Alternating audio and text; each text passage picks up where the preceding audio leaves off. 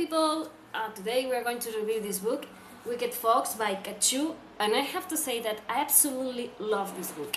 As most of you know, I love inclusion books, diverse books in which we find different cultures and different roles and different colors of skin, because I think that we need this kind of representation, because when I go out on the street I see society that it's a blend of different cultures and different colors and different things, customs, and I like to see that in books, because I'm just kind of tired of seeing the white hero that's just solves the day, and this is not what I see when I go out on the street. I see different types of people, and I like to see this kind of books, because we need this kind of representation and this kind of diversification, because the other day I was having a discussion about the movie, and I say that this movie was lacking representation, and there's someone who say, hey, but there is like 3 black people, okay? And I was like, yeah, okay, but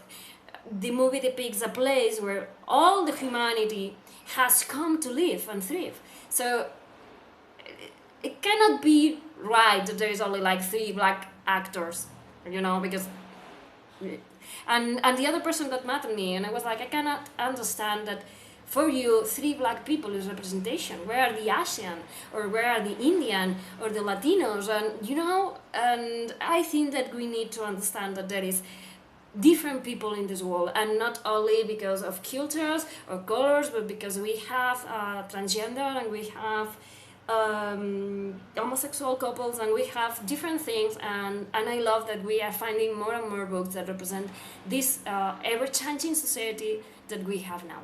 So what we have in this book, it's amazing.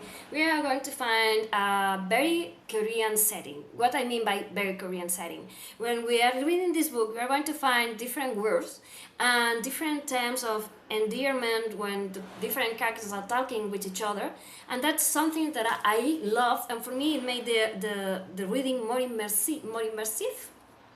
Well, it was easier for me to immerse on this book. And at the end of the book we have this glossary, because we are going to find for instance names of different foods they're called but the real name, like bujiaguk. I don't know if I'm saying that right, but here we see how it's written in Korean, and here we have a little explanation about what kind of soup this is and the different ingredients that it has, and I love that. And at the beginning I knew that there is this glossary in the back, but I decided not to keep looking for the words, just go with the flow, and for me it helped to get myself inside the story, because the terms of endearment, you see how they use them, and also the grandmother of Jihoon, one of the characters, it's called Halmeoni, and you end up seeing that all grandmothers are called Halmeoni, and for me that was very nice to have the real words that they will use in Korea. For me it helped me to get myself into Korea, if that makes sense. So that's something that I love. We are having different authors that use this kind of thing. Zoraida Cordova, who's all for Latina power. I have read books of her where she uses words as they will be used in there. And also Danielle Clayton with the bells. And I love that we have this kind of inclusion, as I said before. So yeah, for me it was very important that the book was written and had these terms of endearment and these different words, because for me it made me feel like I really was in Korea. So yeah, it was amazing. What we have in this book is we find these 2 characters. We have Miyoung. Miyoung is a 9-tailed fox. There's legends about that.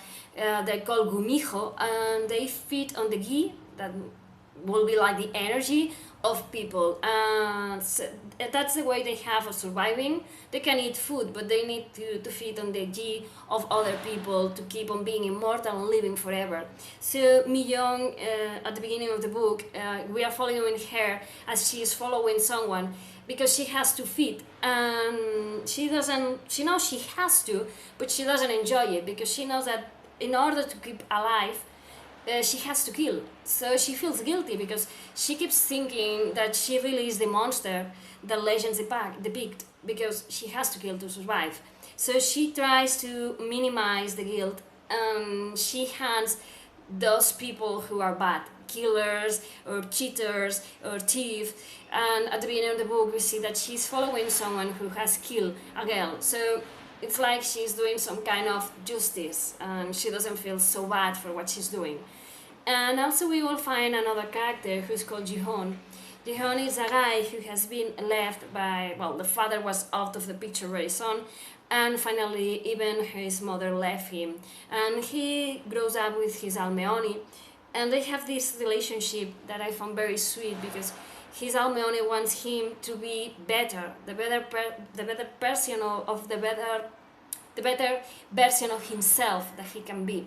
So she's always trying to tell him that he can be whatever he wants to be, and he is a bit on the rebel side of things, because he feels like the world has failed him. His parents have left, and you know, he's just this kid who could do more, but he is just a rascal, and he gets out of every situation because he knows how to say the right words or to smile in the right way. So, you know, he can get away with almost everything. And it's curious because Miyoung, it's this girl who has always to portray as a picture perfect person, because she has to control, she's half human, half gumiho, and she has to be very aware of controlling herself, because she is super strong and she has a sensory input that's far superior to human.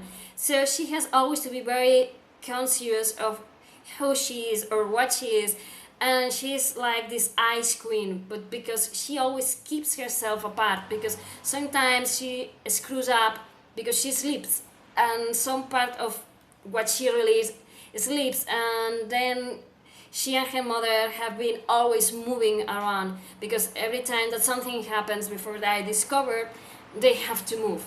So she's always the new kid on the neighborhood, she's always the new kid on the school, she's always new, and she has always to control herself. So she has decided at some point to keep apart.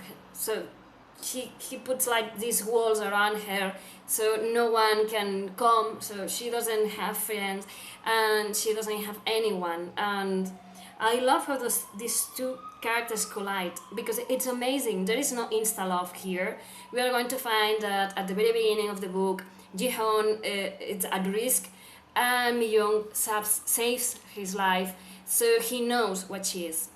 And she has this fear because he knows that she's a gumiho, and she's afraid that he is going to judge, to say you're a monster, and you know, I don't want anything to do with you.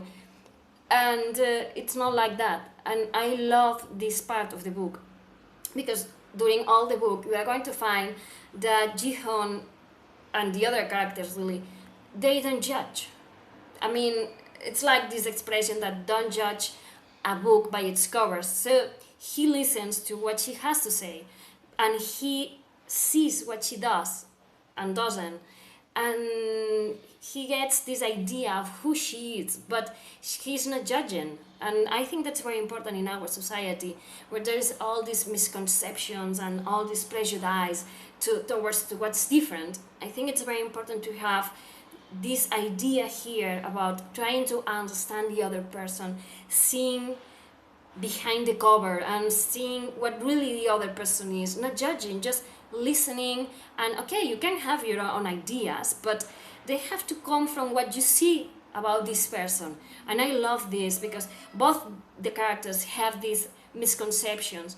Miyoung has been raised to believe that humans are bad, and that he has to keep herself apart because they will hurt her, they will kill her, they will use her. And on the other side, we have humans who have heard legends about gumiho, about how they are monsters, about how they kill to survive. So we have those two characters that are confronted about everything they believe, really. And I love the way in which the author has woven this part into the story, about how these two characters are going to learn to think out of the box and accept the extraordinary. Because not being normal, being different. It's extraordinary, I think, in this society where everyone has to be, perfectly good to fit in. I love that there is these characters who are so different and how they fit together. It's amazing because, as I say, it's not insta-love. There is no forgiveness for everything that happens. It's very real, and to me this book was amazing for all of this, and because the story was something that I had never read something like this book. So if you like legends, if you like inclusion, if you like representation, you are going to love this book because it has so many things, and also it has so many twists and things you won't see coming, because not all the monsters are the ones that you can easily see. Sometimes there are monsters lurking between us, and it's like this old sentence that says all monsters are human. It's not all monsters are, or not all human are monsters, but I'm beginning to think that maybe all monsters are human, because when we are kids, we are afraid of what's under the bed, and then there comes a day in which you see, okay, maybe not all monsters are monsters, like ugly things hiding under the bed, but maybe, they have a human facade and they blend in. And this is something that we are going to find in this book. We are going to find what is a monster, or what makes someone a monster or not. And we are going to find people who just want to survive, or who want to live the best life they can.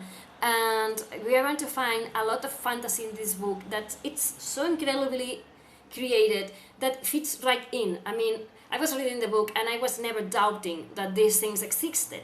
So I was reading about gumiho and about goblins and about lots of things, and the author has made this incredible job of creating this world, and everything seems so real.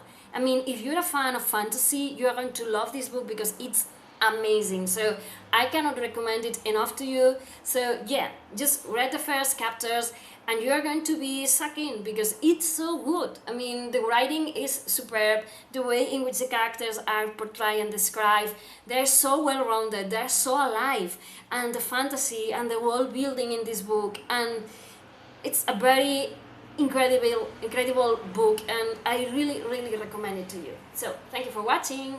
Bye.